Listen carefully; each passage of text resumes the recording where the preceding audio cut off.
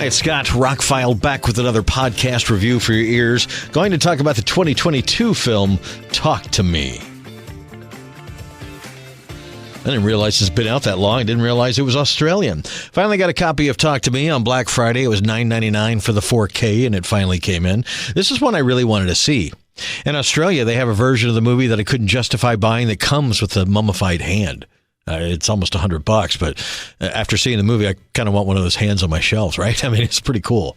It's a good plot device for a very creepy movie. It was a $4 million Australian film from two first-time directors, Danny and Michael Philippou, based on somebody else's a concept, but Danny wrote the screenplay with somebody else. $4 million movie went on to gross $92 million, became the highest grossing horror film from A24 and their third highest grossing film of all time. So a sequel is in development. Like I said, I tried not to watch previews for most horror movies when they come out. If it looks remarkably, marginally good, I will not watch the trailer because they give away too much of the trailer. So I had not seen much about Talk to Me because from the beginning, everybody loved it. It's an A24 film, and I like most of theirs, so I'll give it a shot. So anyway, waited a long time for it to drop in price and picked it up cheap, and kind of glad I did because although it's a really well-made and very enjoyable and really well-done film, and I'm looking forward to a sequel, it was a little disappointing in a couple of things. First of all, I didn't know it was first-time directors, and that kind of shows in a couple of places. This is a really great idea for a film. There's a real sense of dread in a lot of scenes. The actors and actresses pull everything off very well. I wasn't familiar with the star, Sophie Wilde. She does an amazing job. The only actress you'll really know is Miranda Otto. She's in this quite a bit. Movie's well paced, although it takes a while to get going. The opening scene is amazing. Like, this is one of the best opening scenes in a horror movie in recent times. I was just like, wow, can't wait to see more of that. We get into young life in Australia. And as I get older, I have, I still like movies like Booksmart and stuff, but not so much into the comings and goings of the younger generations and their addiction to filming everything and posting everything and that kind of thing. But boy, does that play into this film a lot. I mean, this is a movie from modern times, and it nails all of that. What the MacGuffin of the movie is, they've got this mummified hand and they take it as a party trick. You hold on to it and you can contact the spirit world, but they cut it off, so that you don't bring this through to the other side kind of thing. And of course, that's what happens, kind of. Somebody holds onto the hand too long. They don't get to cut it off when they normally cut it off.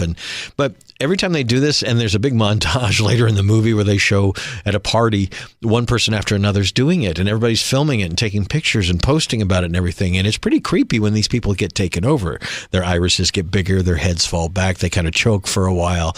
It's all very creepy, but the way it's done through this lens of modern times where they're not really affected by anything, well, that's fine until they're affected by something.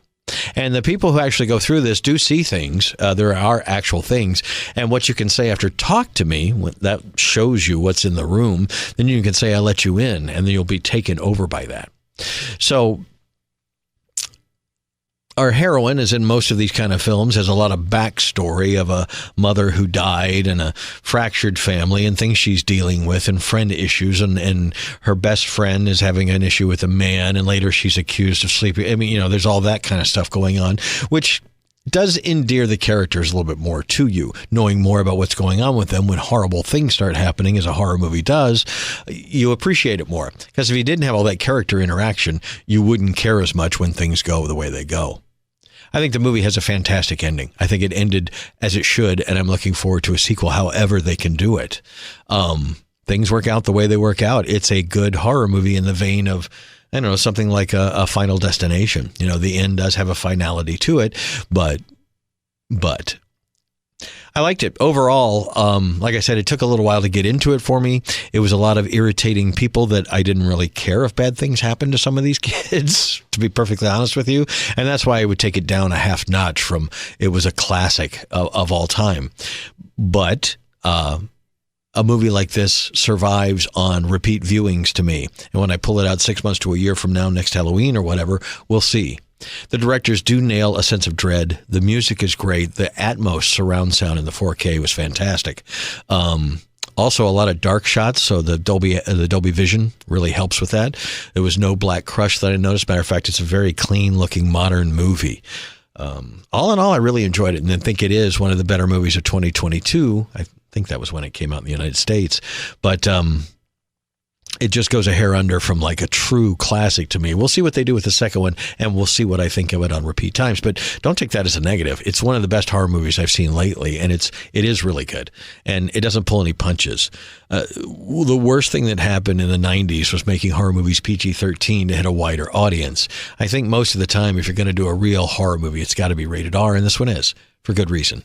So check it out if you haven't already. Talk to Me is a pretty good Australian little horror movie that did really big and is getting a sequel because, well, A24 is really happy when one of their movies makes close to $100 million on a $4 million investment. Talk to Me's good. Looking forward to the sequel. I'm Scott, I'm ROCKFILE. Pick up the 4K if you can. It was much better than the Blu-ray. Looking forward to more reviews. Hang out, and thank you for listening.